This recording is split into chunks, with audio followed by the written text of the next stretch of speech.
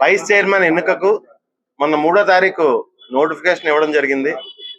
ఆ రోజు పూర్తిగా 30 మంది కౌన్సిలర్స్ మేము వైఎస్ఆర్ కాంగ్రెస్ పార్టీ కండువాలు కప్పుకుని మున్సిపల్ ఆఫీసులోకి వెళ్ళడం జరిగింది.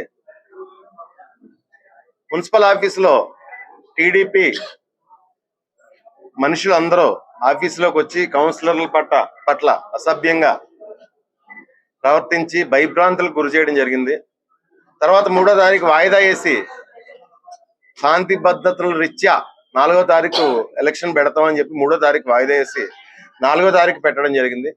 4వ తారీఖు కూడా మొత్తం 27 మంది కౌన్సిలర్లు వైఎస్ఆర్ కాంగ్రెస్ పార్టీ కండువాలు కప్పుకుని మున్సిపల్ ఆఫీస్కి వెళ్ళడం జరిగింది.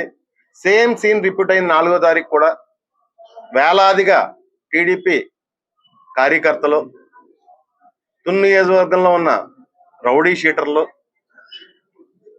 అదేవిధంగా చాలా మంది మద్యం సేవించి మళ్ళీ మహిళల పట్ల అసభ్యంగా ప్రవర్తించడం, తోళ్లాడడం, ఇబ్బంది పెట్టడం, మళ్ళీ 4వ తారీఖు కూడా సేమ్ మళ్ళీ వాయిదా పడి ఈ రోజుకి నోటిఫికేషన్ ఇవ్వడం జరిగింది.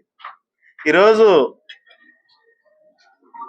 పోయే పరిస్థితి ఏంటంటే నిన్న సాయంత్రం నుంచి మా నాయకుల్ని అందరినీ అరెస్ట్ చేయడం, అదుపులో తీసుకోవడం, మండలాల నుంచి తొండంగి మండలం నుంచి కానీ, కోటనందూరు మండలం నుంచి కానీ, తుని మండలం నుంచి కానీ ఏ నాయకులను కూడా టౌన్లోకి రానియకుండా భయభ్రాంతులకు గురి చేసి మా నాయకులు ఇప్పుడు కూడా స్టేషన్లోనే ఉన్నారు. 144 సెక్షన్ ఉంది, సెక్షన్ 31 ఉంది.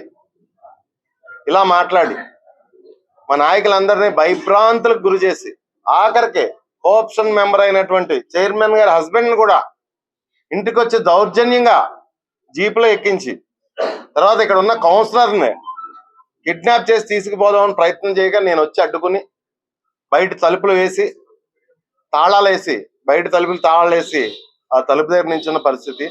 మాకేమో 144 సెక్షన్ 31 అంటున్నారు. వేలాది మంది తెలుగుదేశం పార్టీ కార్యకర్తలు, నాయకులు, రౌడీ షీటర్లు,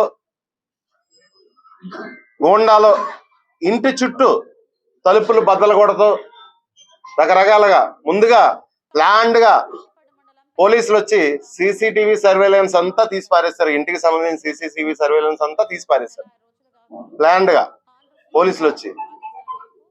ముఖ్యంగా rural CI, Tuni rural CI Chennakeswara Rao. ఎందుకంటే గతంలో కాపునాడు కేసులో కూడా నేను లేకపోయినా అతని మీద దాడి చేశానని నా మీద 11 కేసులు కట్టినాడు సిఐ. అతను తునిలో భయభ్రాంతులు సృష్టించి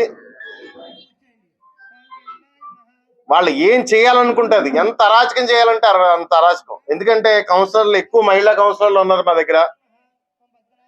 ఇందులో పాపం గర్భవతులు కూడా ఉన్నారు.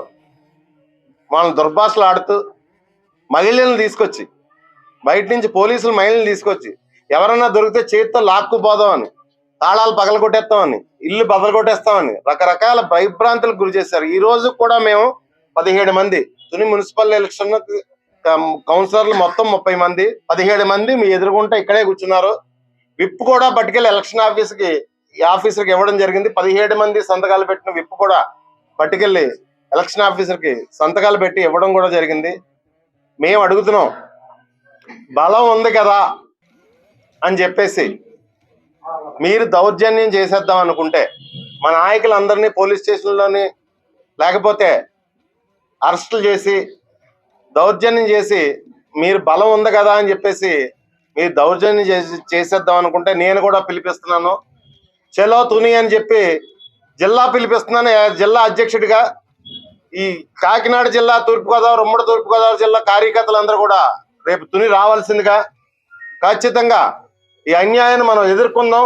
మన 17 మంది కౌన్సిలర్లని, ఈ 17 మంది కౌన్సిలర్లని కలెక్టర్ గారు కానీ, ఎస్పీ గారు కానీ వచ్చి దగ్గరుండి మేము తీసుకెళ్తాం, మాది బాధ్యత అని చెప్పి తీసుకెళ్తే వారికి అప్పచెప్పి ఈ 17 మంది కౌన్సిలర్ని కూడా వారికి అప్పచెప్పి ఎలక్షన్ రేపు సజీవుగా, రేపు మళ్ళీ ఎలక్షన్ పెట్టాడు కాబట్టి సజీవుగా జరిగేలా చూడాలని చెప్పేసి నేను ప్రభుత్వాన్ని డిమాండ్ చేస్తున్నాను. అదేవిధంగా